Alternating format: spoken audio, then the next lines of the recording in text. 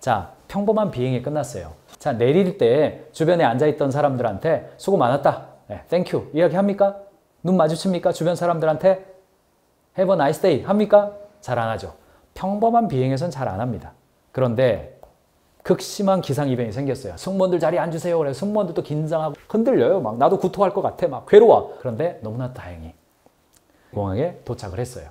그때 자, 내릴 때 주변 사람들 얼굴을 보면서 Have a nice day 합니까? God bless you 합니까? 하죠. 합니다. 어떤 조직이든지 같은 경험이나 특성을 공유할 때 우리는 한 집단의 일부라고 느끼고 한 집단이 되는 과정을 거칩니다.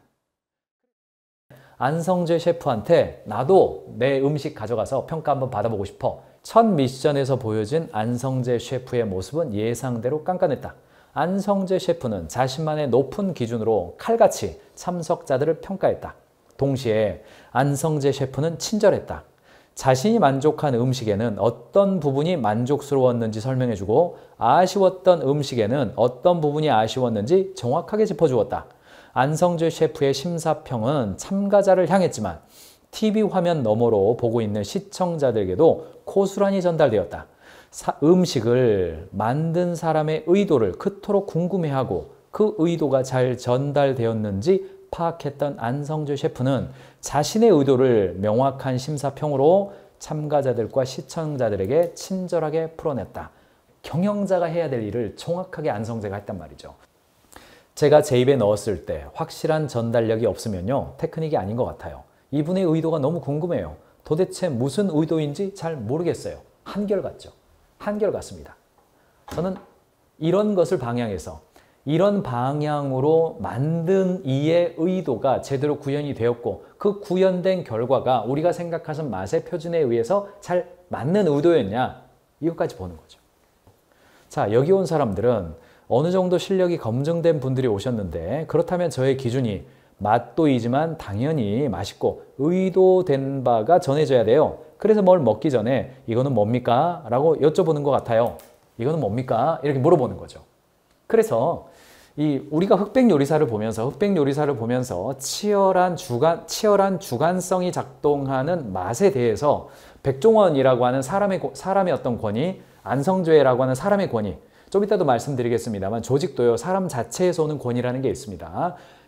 권위 있는 사람이 뭐라고 말하면 그걸 공정하다라고 생각해 버립니다. 사람은 그런 경향이 있어요. 그런데 흑백 요리사에서 이 두 사람이 아이고 내가 백종원이야, 내가 안정재야, 내가 이걸 하면 이런 거야, 내가 요리 30년 했어요, 내가 뭐 오선 의원이야, 뭐 이런 거 있죠. 이런 거. 그 사람의 권위에 빌려가지고 이 평가를 했다.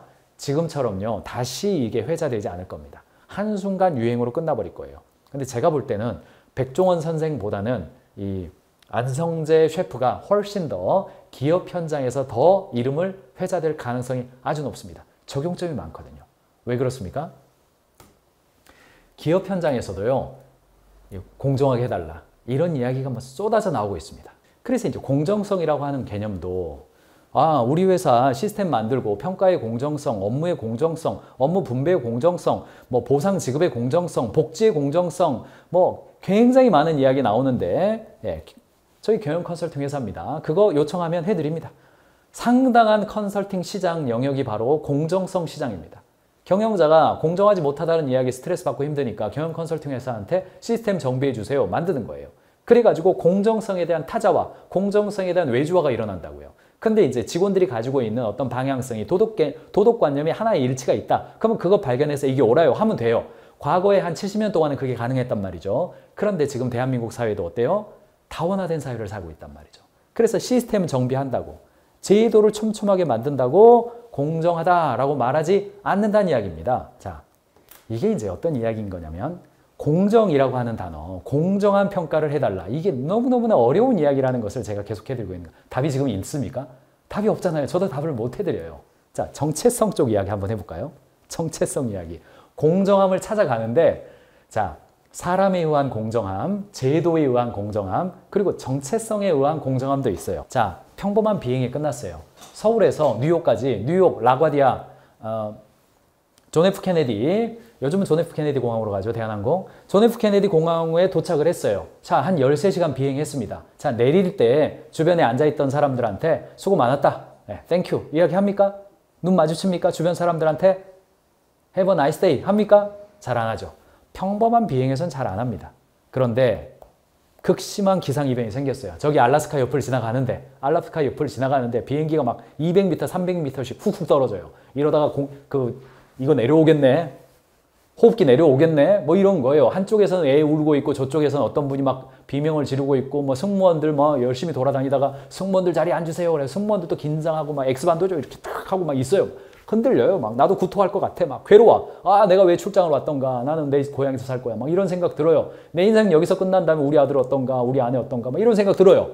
그런데 너무나 다행히 존 F 케네디 공항에 도착을 했어요. 그때 자 내릴 때 주변 사람들 얼굴을 보면서 Have a nice day 합니까? God bless you 합니까? 하죠. 합니다. 무슨 이야기냐? 어떤 조직이든지 같은 경험이나 특성을 공유할 때 우리는 한 집단의 일부라고 느끼고 한 집단이 되는 과정을 거칩니다. 그래서 어떤 조직이 공정함이 약화되었다. 그러면 제도나 시스템을 정비하는 것이 아니라 이 조직이 가지고 있는 집단적 경험을 일치시키려는 노력을 하는 방향으로도 우리는 발전해 왔어요. 이것도 공정함을 담보하는 기준이 됩니다. 정체성을 강화하는 겁니다. 정체성을 강화하면 동기부여가 강화되고 강화된 동기부여는 공정성보다는 그 어떤 목적성, 그걸 강화하게 되는 겁니다. 그래서 어떤 조직이든지 간에요. 공정성 이야기가 지금 나왔다. 그러면 그건 공정성 이슈가 아니다. 이렇게 생각하시는 것이 좋습니다. 조직 내에서 공정성 이야기가 나오고 공정함에 대한 불안의식이 지금 경영자에게 벌써 왔다. 그 말은 루트 코즈는 뭐냐? 공정성의 문제가 아니라는 이야기입니다. 뭐가 문제예요? 목적성이 약해진 겁니다. 리더에 대한 신뢰와 리더에 대한 그 정체성에 대한 인식, 리더가 얼마나 정체성에 대해서 우리는 이런 조직입니다. 우리는 이런 방향으로 갑니다. 이런 사람들을 우리는 존중하고 박수 쳐줍니다. 이러이러한 행동에 대해서는 우리는 아닙니다. 우리는 이 세상에 대해서 이런 정체성을 가진 조직입니다. 뭐예요? 가치 경영 이야기 아닙니까? 그것이 리더의 신뢰를 올려주고요. 그 올라간 신뢰가 조직의 성과를 높여주고요. 그런데 여기에서 약간 부작용되는 것도 있습니다. 뭐예요? 원형성이라는 단어입니다. 참 이 아이덴티티라는 책에서 제가 참 인사이트 있다. 그리고 이걸 필독서로 선정한 이유 중에 하나가 바로 이 원형성 이야기예요.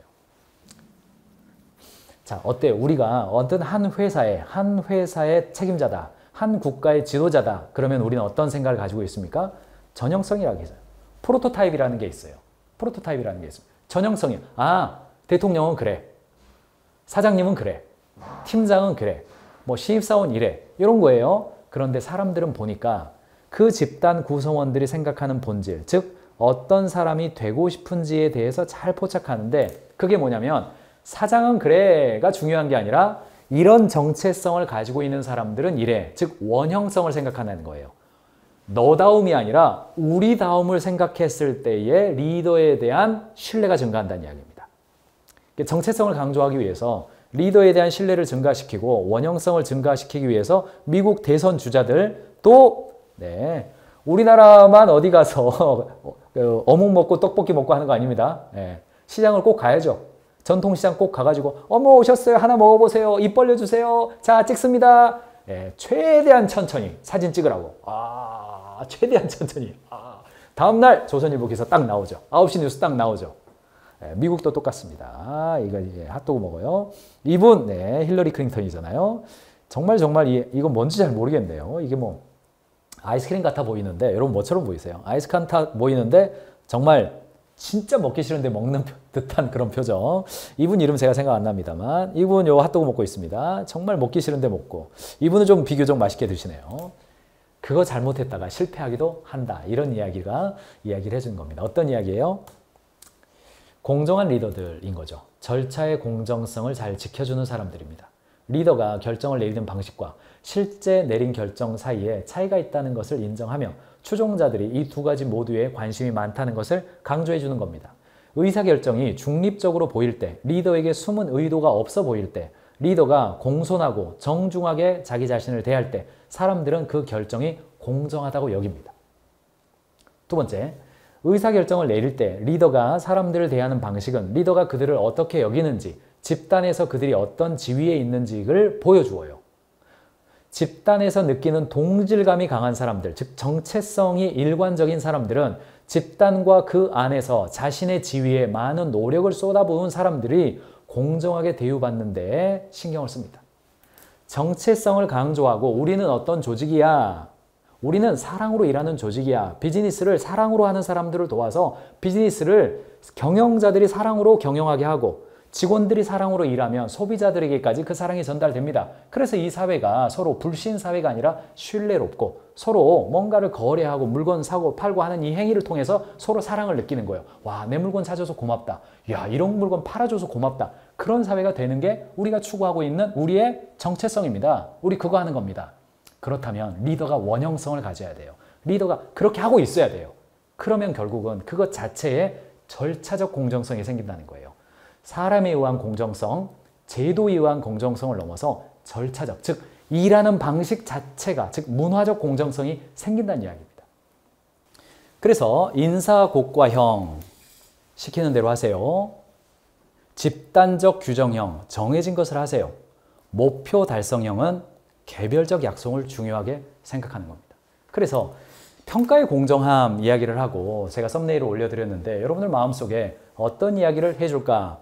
구체적인 디테일을 이야기할까? 여러 가지 기대하셨을 것 같습니다. 근데 제가 오늘의 포커스를 맞춘 건 뭐냐? 평가의 공정함이라는 단어가 조직 내에서 나왔다. 그러면 그거 평가의 공정함 이슈가 아니다. 그 아니다. 뭐냐? 목표 이야기입니다. 목표 이야기입니다.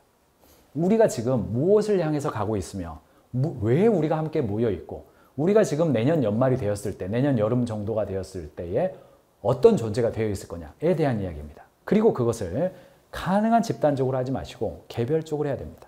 그래서 미팅이 살아나야 돼요. 경영진과 팀장 간의 미팅이 살아나야 되고 팀장과 팀원 간의 미팅이 살아나야 됩니다. 그래서 제로섬 게임 하지 말고 상대 서열화 언제까지 이거 줄 세우기 할 겁니까? 제로섬, 야 연봉 뭐 5%인데 저 사람 5% 올려줘서 너는 2%밖에 못 올려줘. 언제까지 그거 할 겁니까? 언더백 기업이 레버리지 관리하셔야죠. 이 사람 5% 올려주고 싶은데 다른 사람 5% 올려줘서 예산 다 썼어요. 그런데 제가 좀 더 열심히 할 테니까 좀 이렇게 좀 뭐 더 잘할게요. 그러면 7% 올려주면 1년에 몇백만 원 되잖아요. 그러면 대신 그 직원한테 야 내가 100만 원 올려주는 것은 내 부담이 굉장히 커. 그러니까 너 이거 오랫동안 100만 원어치가 아니라 1000만 원어치 이상은 네가 할 수 있겠어? 대화가 살아나야죠. 대화가. 개별적 약속이. 그게 살아나야 됩니다. 그리고 그 눈빛이 서로 주고받아야 된단 말이죠. 개별적인 대화가 살아나는 것이 오늘날 시민으로서 다문화, 다가치적 사회를 살고 있는 사회에서의 굉장히 중요한 인재를 관리하는 좀 그렇지만 인재 경영의 방법론이다.